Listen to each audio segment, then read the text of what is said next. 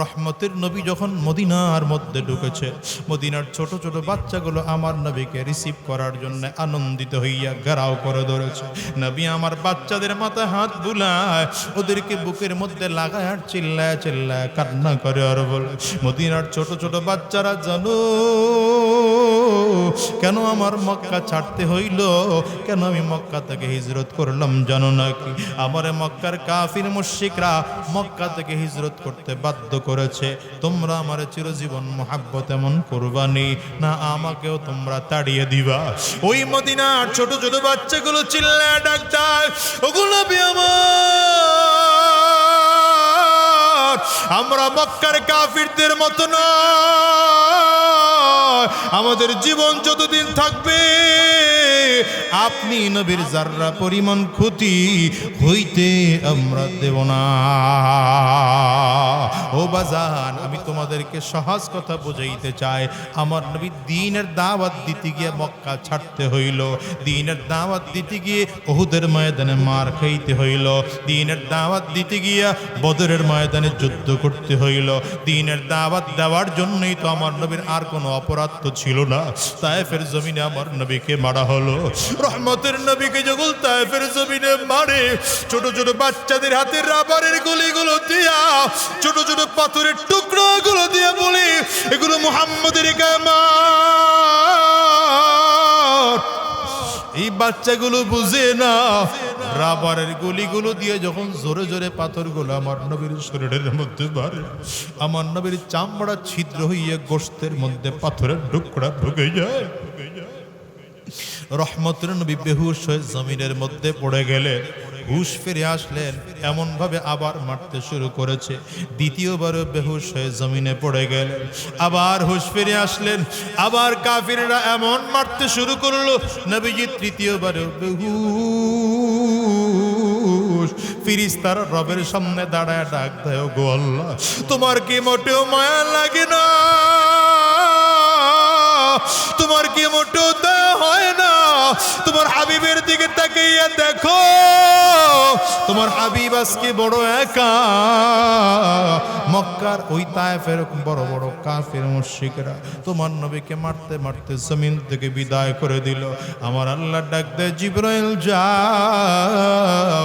জিবরিল আমিন আসছেন পয়গম্বর, যদি আপনি বলেন পাহাড়ের দায়িত্বরত ফেরেশতাদেরকে নিয়ে হাজির হইলাম, দুই পাহাড়ের চাপ দিয়ে তায়েফবাসীকে জমিন থেকে বিদায় করে দেব।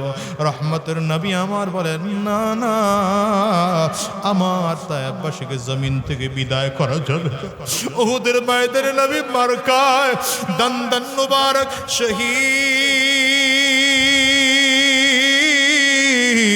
আমার নবীর লোহার টুপি ভেঙে লোহার টুকরাটা আমার নবীর মাথার খুলির মধ্যে ঢুকে যায়।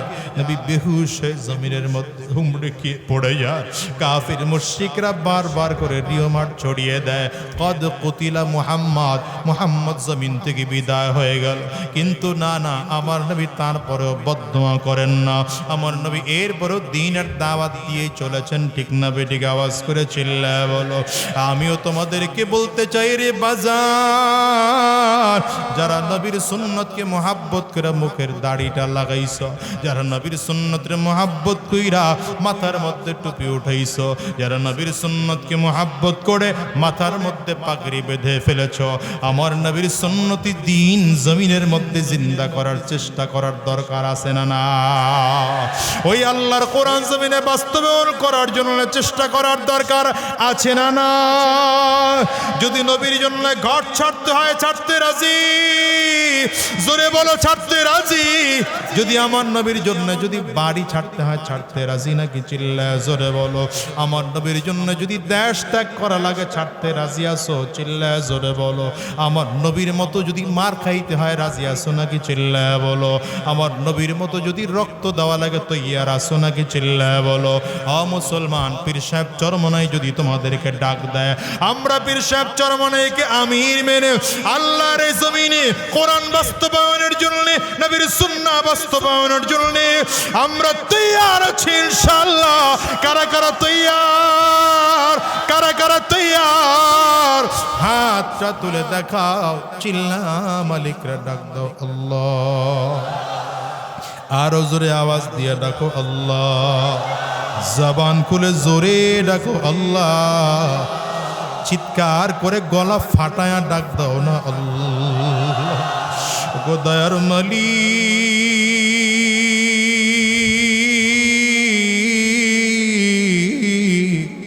যতদিন এই জমিনের মধ্যে থাকব তোমার দ্বীনের উপরে চলব, আর আমরা দ্বীনের পক্ষে তোমার জমিনে তোমার দ্বীন বাস্তবায়নের জন্য মেহনত করব। আল্লাহ তুমি কবুল করে নাও, কবুল করে নাও। চিৎকার করে জোরে বলো আমিন, আরো জোরে চিল্লায় বলো আল্লাহুম্মা আমিন। এই দুনিয়ার মুসলমানেরা, 40 বছর পর্যন্ত আমার নবীর কোনো বদনাম ছিল না, আমার নবীর বিরুদ্ধে কথা বলার লোক কেউ ছিল না। যখন আমার নবী দাওয়াত দিয়েছেন, শত্রু শুরু হয়ে গেল। এমন শত্রু হয়েছে, মক্কার কাফির মুশরিকরা আমার নবীর বিরুদ্ধে বারবার চক্রান্ত ষড়যন্ত্র করেছে। ওই আবু জাহল হাতের মধ্যে পাথর নিয়ে আমার রাসূলুল্লাহ সাল্লাল্লাহু আলাইহি ওয়াসাল্লামের শরীরে মারবে, পাথর নিয়ে রওনা করেছে। আমার নবীর থেকে এখনো 40 গজ পেছনে আছে। এখান থেকে বারবার করে অ্যাটেম্প নিচ্ছে, এখনই পাথর আমার মুহাম্মদের গায়ে মারব। হঠাৎ করে দেখলো হাতটা জমে গেল সামনের দিকে, আর আগায় না, ফিরে বাড়িতে চলে আসলো। এসে পরামর্শ করলো কি করা যায় শোনো। পরামর্শ করে বের করলো মক্কার বড় বড় গোত্র থেকে ধরে ধরে এক একজন যুবক আমরা যাচাই বাছাই করব। 100 গোত্র থেকে 100 যুবক নিয়েছে। কত গোত্র থেকে? 100 গোত্র থেকে 100 জন যুবক।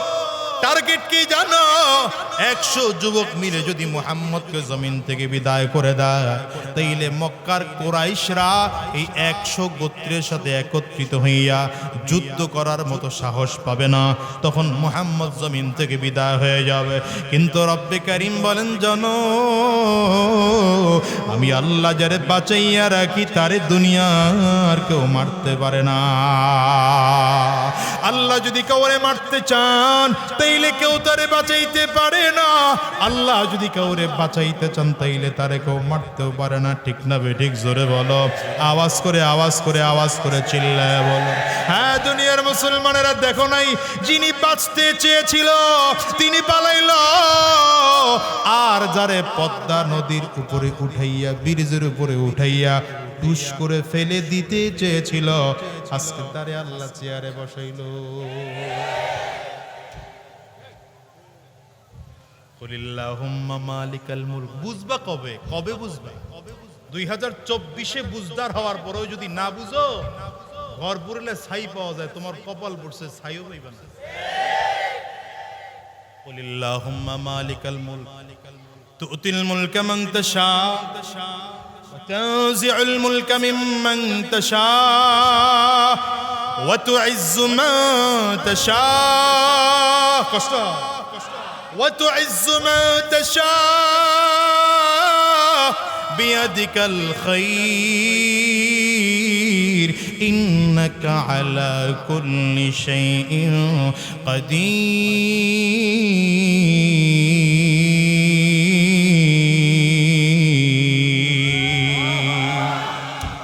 তাআলা বলেন, আমি আল্লাহ তাআলা ক্ষমতা দেওয়ার মালিক।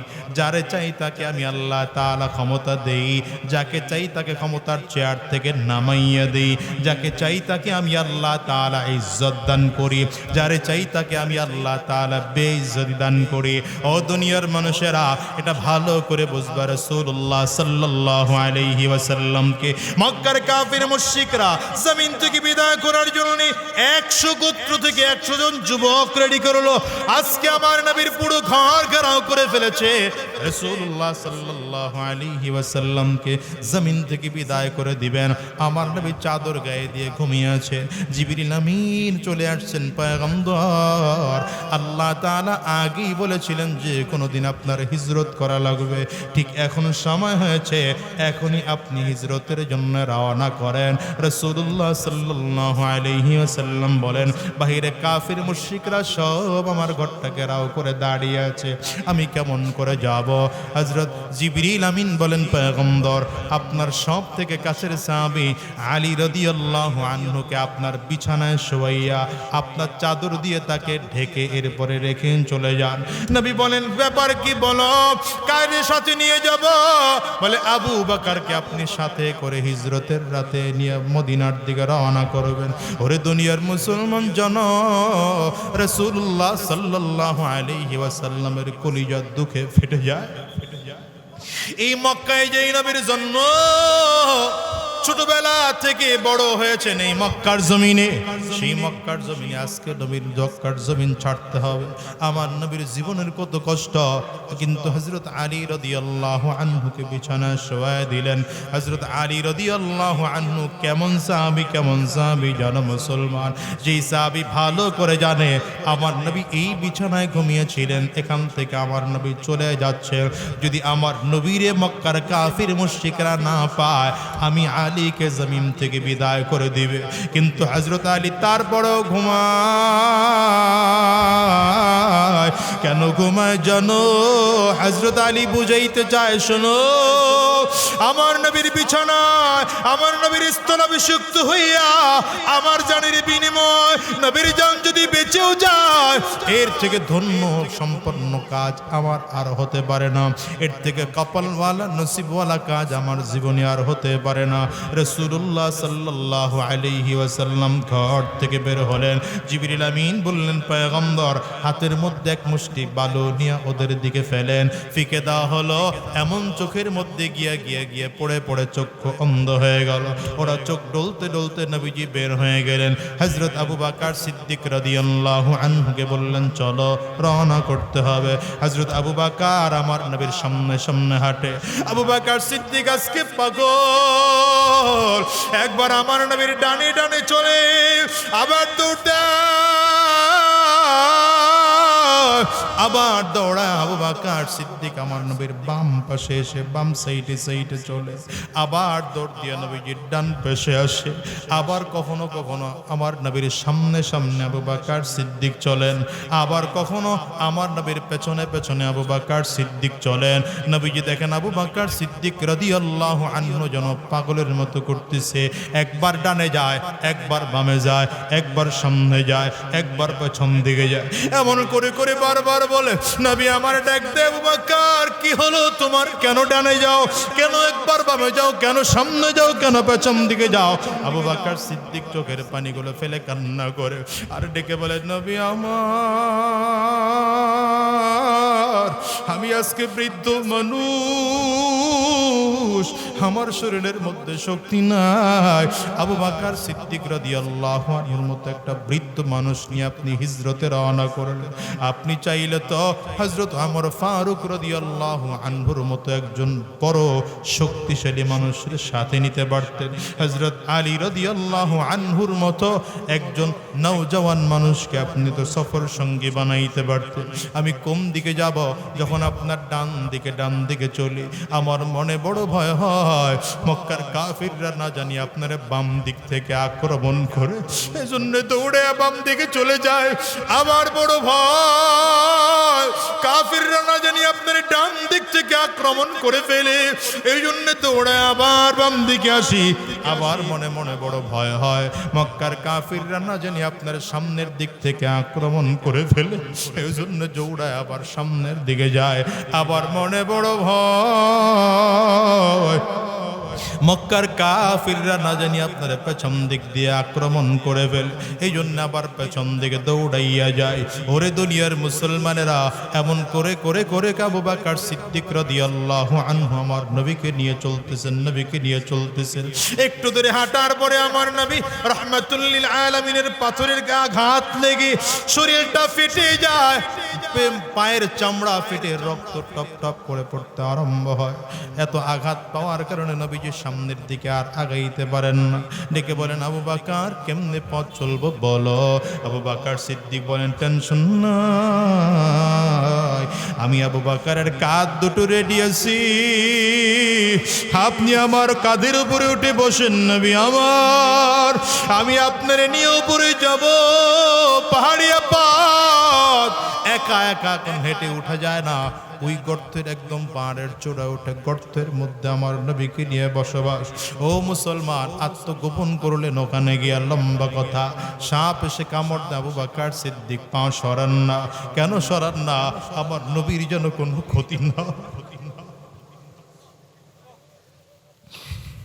আমার নবীর তো ঘরে মা নাই, আমার নবীর ঘরে বাবা নাই, আমার নবীর আপন একটা ভাই নাই, আমার নবীর কেউ নাই, আপন একটা বোন নাই।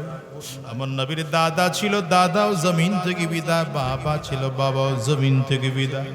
আমার নবীর জন্মের আগে বাবা বিদায়, জন্মের 6 বছরের মাথায় মা বিদায়।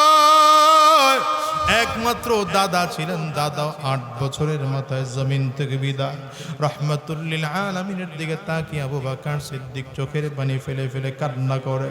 ও মুসলমান, যে মানুষটার ঘরে মা নাই, যেই মানুষটার ঘরে বাবা নাই, এর থেকে দুঃখী মানুষ আল্লাহর জমিনে আর দ্বিতীয় জন হতে পারে না। ঠিক না বেঠিক? একটু আওয়াজ করে বলো। এই মজলিসের মধ্যে এমন মানুষ খুঁজতে পাওয়া যাবে যাদের ঘরে মা নাই, বাবা নাই, আছে না নাই? আবার এমন মানুষ খুঁজতে পাওয়া যাবে যাদের সন্তান জমিন থেকে বিদায় হয়ে গেছে, আছে না নাই?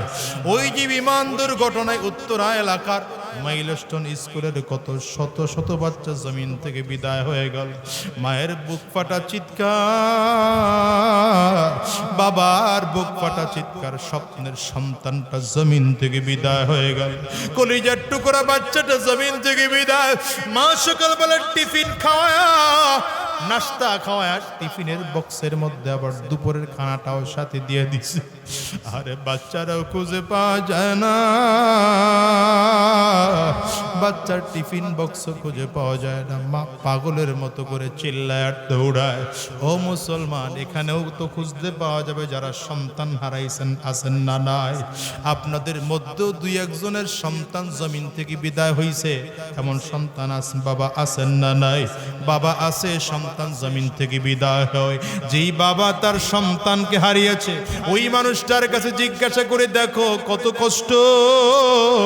আবার যেই সন্তান নিজের বাবাকে হারিয়েছে, মাকে হারিয়েছে, তাকেও জিজ্ঞাসা করে দেখো মা আর বাবা হারানো কত কষ্ট। এ বাজার, আজকের এই মজলিসের মধ্যে কার কার মা নাই? একটু হাতটা উঁচা করে দেখান। কার কার বাবা নাই? আপনারাও হাত উঁচা করে দেখান। হাতগুলো একটু তুলে রাখেন, হাতগুলো একটু তুলে রাখে। আমার যুবকেরা তাকায় তাকায় দেখুক মা হারা মানুষদের চোখের অবস্থা কেমন।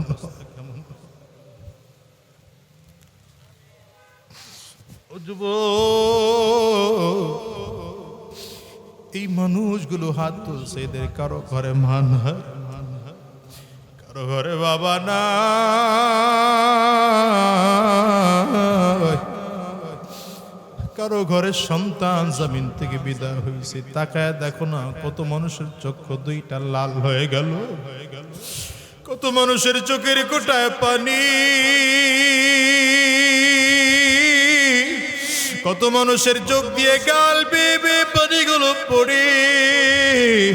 ও দুনিয়ার মুসলমানেরা, খেয়াল করে দেখো, তোমার আমার ওই নবী রাহমাতুল্লিল আলামিন ছোটবেলায় মাকে হারিয়েছেন, বাবাকে জন্মের এত কষ্ট।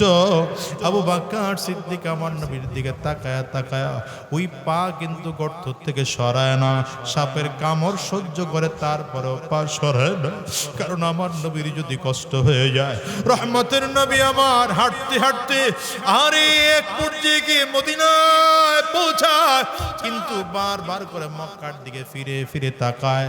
কিতাবে লেখা হয় এমন জায়গায় যখন আমার নবী গেলেন, যেই জায়গা থেকে আর কাবা দেখা যায় না, আমার একটু একটু করে কাবা দেখায়। আমার নবী সেখানে দাঁড়ায় আফসোস করে কান্না করতেছেন আর বলেন, ওরে মক্কার কাবা জানো, তোরে ছাড়তে আমার মনে চায় না। কেন ছাড়লাম জানো? আমার নিজের আত্মীয় স্বজনরা আমাকে ছাড়তে বাধ্য করেছে। আমার নবী মদিনায় যায়, মদিনার গেট দিয়ে যখন আমার নবী ঢুকতেছেন, মদিনার ছোট ছোট বাচ্চাগুলো আমার নবীকে রিসিভ করার জন্য এসে দাঁড়িয়েছে। ওরা কত সুন্দর করে কবিতা আবৃত্তি করে, কত আনন্দ ওদের মনে, কত আনন্দ ওদের মনে। আরে আমার রহমতের নবী আজকে মদিনা এসে হাজির। আমার নবী উটের পিঠে সাওয়ার অবস্থায় আছেন, বাচ্চাদের দিকে বারবার করে তাকিয়ে দেখতেছেন। ছোট ছোট বাচ্চাগুলো আমার নবীর দিকে এত সুন্দর করে তাকিয়ে আছে, ওদের তাকাইতে বড় কষ্ট হয়। রহমতের নবী উটের পিঠ থেকে লাফ দিয়ে জমিনের মধ্যে নেমে গেলেন। বাচ্চাগুলো আমার নবীর এত সুন্দর করে জড়ায় ধরলো, আমার নবীর চারিটা দিক ঘেরাও করে ধরেছে, মনে হয় যেন আমার নবী ওদের কত কাছে, আমার নবী ওদের কত আপন, আহারে আমার নবী ওদের কত প্রিয় এমন মনে হয়। আজকে দেখলাম আহারে নবীর ওয়ারিসদেরকেও কত ছোট ছোট বাচ্চারা কত মহাব্বত করে। শায়েখে চরমনায় যখন বক্তব্য দিতেছিলেন, ছোট একটা বাচ্চা এক বোতল পানি ওর হাতের মধ্যে, ও নিয়ে বারবার করে মানুষ ধাক্কা দিয়া দিয়া দিয়া আগায়, আহারে বলতেছে আমি হুজুরের এক বোতল পানি খাওয়াবো। মানুষগুলো বারবার কয় তুমি যাইতে পারবে না, বাচ্চা মানুষ বলে না এই পানির বোতলটা আমি হুজুরের হাতে দেব। এই বাচ্চা সবাই ধাক্কা দিয়া দিয়া দিয়া দিয়া সামনের দিকে আগায়, এই বোতল পানির বোতলটা শায়েখের হাতে দিয়া বাচ্চা ঠান্ডা হয়েছে। ও দুনিয়ার মুসলমান, কি করে তোমাদেরকে বুঝাবো, নবীর ওয়ারিসদেরকে মোহাব্বত করে নেওয়ালা আজও দুনিয়ার জমিনে আছে। ওই আমার রহমতের নবী যখন মদিনার মধ্যে ঢুকেছে, মদিনার ছোট ছোট বাচ্চাগুলো আমার নবীকে রিসিভ করার জন্য আনন্দিত হইয়া ঘেরাও করে ধরেছে। নবী আমার বাচ্চাদের মাথায় হাত বুলায়, ওদেরকে বুকের মধ্যে লাগায় আর চিল্লায় চিল্লায় কান্না করে আর বলে, মদিনার ছোট ছোট বাচ্চারা জানো কেন আমার মক্কা ছাড়তে হইল, কেন আমি মক্কা থেকে হিজরত করলাম জানো নাকি? আমারে মক্কার কাফির মুশরিকরা মক্কা থেকে হিজরত করতে বাধ্য করেছে। তোমরা আমারে চিরজীবন মোহাব্বত এমন করবানি না আমাকেও তোমরা তাড়িয়ে দিবা? ওই মদিনার ছোট ছোট বাচ্চাগুলো চিল্লায় ডাক দেয়, ওগুলো আমরা মক্কার কাফিরদের মতো নয়, আমাদের জীবন যতদিন থাকবে আপনি নবীর যাররা পরিমাণ ক্ষতি হইতে আমরা দেব না। ও বাজান, আমি তোমাদেরকে সহজ কথা বুঝাইতে চাই, আমার নবী দ্বীনের দাওয়াত দিতে গিয়ে মক্কা ছাড়তে হইল, দ্বীনের দাওয়াত দিতে গিয়ে উহুদের ময়দানে মার খাইতে হইল, দ্বীনের দাওয়াত দিতে গিয়ে বদরের ময়দানে যুদ্ধ করতে হইল। দ্বীনের দাওয়াত দেওয়ার জন্যই তো আমার নবীর আর কোনো অপরাধ তো ছিল না। তায়েফের জমিনে আমার নবীকে মারা হলো।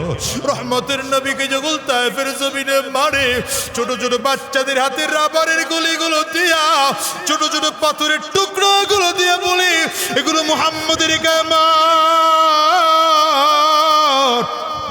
এই বাচ্চাগুলো বুঝে না, রাবারের গুলিগুলো দিয়ে যখন জোরে জোরে পাথরগুলো আমার নবীর শরীরের মধ্যে মারে, আমার নবীর চামড়া ছিদ্র হইয়া গোশতের মধ্যে পাথরের টুকরা ঢুকে যায়।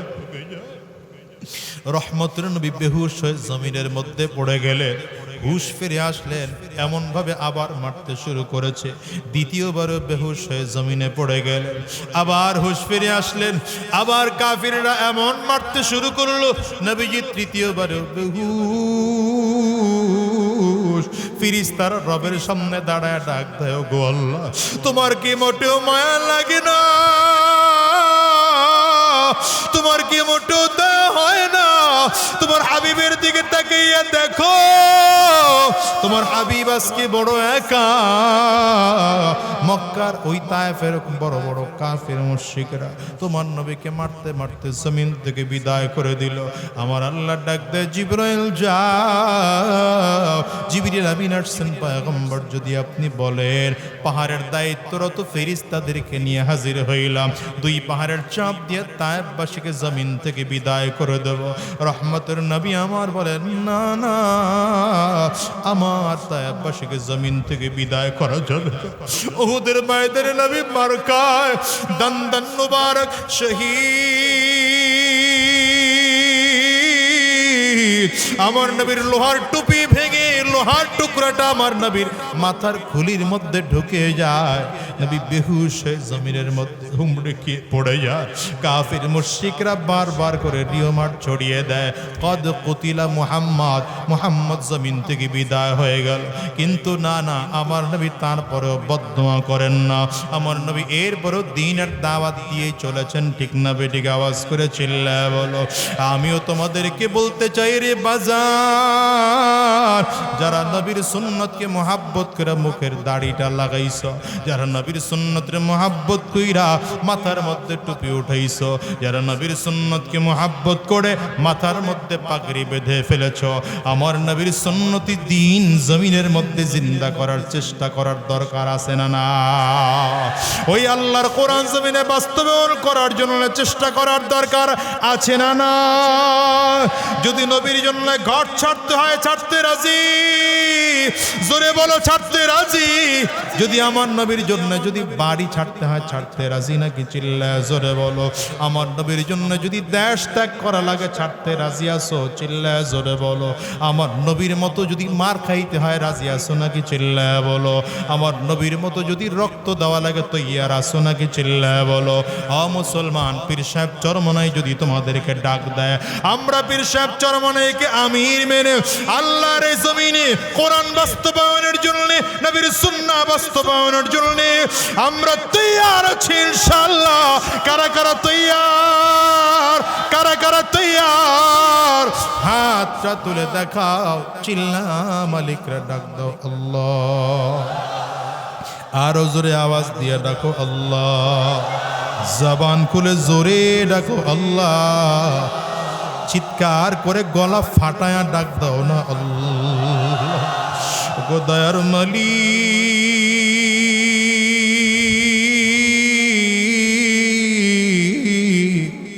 যতদিন এই জমিনের মধ্যে থাকব তোমার দ্বীনের উপরে চলব, আর আমরা দ্বীনের পক্ষে তোমার জমিনে তোমার দ্বীন বাস্তবায়নের জন্য মেহনত করব। আল্লাহ তুমি কবুল করে নাও, কবুল করে নাও। চিৎকার করে জোরে বলো আমিন। আরো জোরে চিল্লায় বলো আল্লাহুম্মা আমিন।